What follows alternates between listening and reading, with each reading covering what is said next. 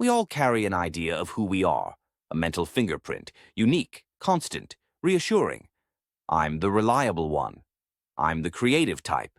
I'm the quiet observer. I'm strong, I'm sensitive, I'm ambitious, I'm broken. These labels make us feel anchored in a world that's always moving. But whenever life demands we change, a relationship ends, a career shifts, our bodies age, our roles evolve, we feel a subtle panic. I'm losing myself. Why is that so terrifying? Because our sense of self is our psychological home.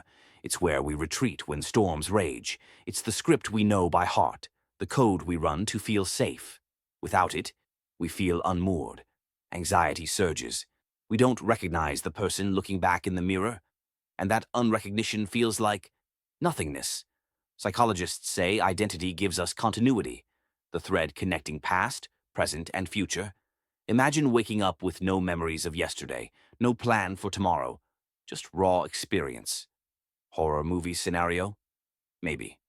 But for many, it's the faint dread they carry, that one day they'll wake and find their anchor gone. We fear losing ourselves because we fear emptiness. We've been taught to fill every silence with achievement, role, label.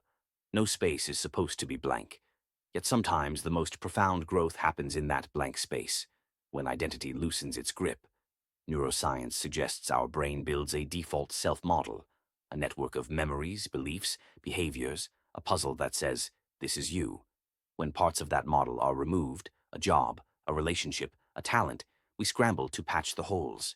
It hurts because the brain equates loss of identity with threat. So we do everything we can to defend the model. We hold on to old roles, we resist change, we replay familiar stories, even if they cause pain, all to avoid the unknown. But what if losing pieces of our old self is not a tragedy, but an invitation? What if the terror we feel is actually the birth pangs of a new, more authentic self? Think of a snake shedding its skin.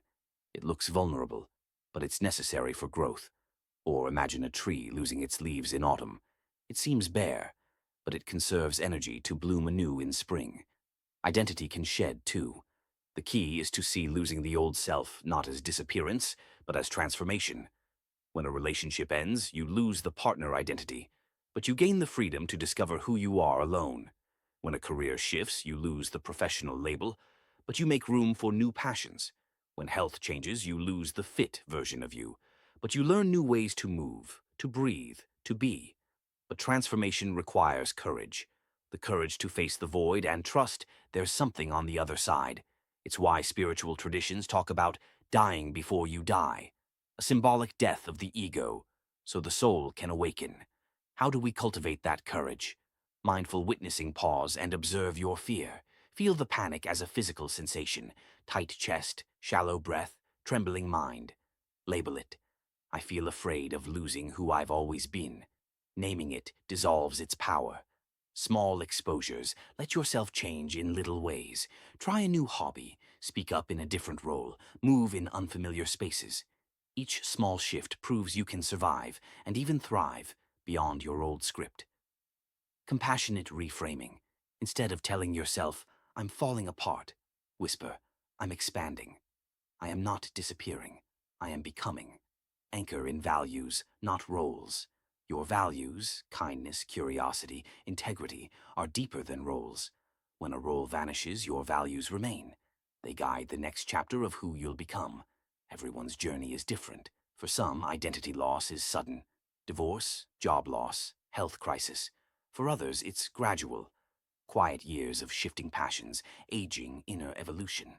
But the final lesson is the same. You are not your roles. You are not your labels.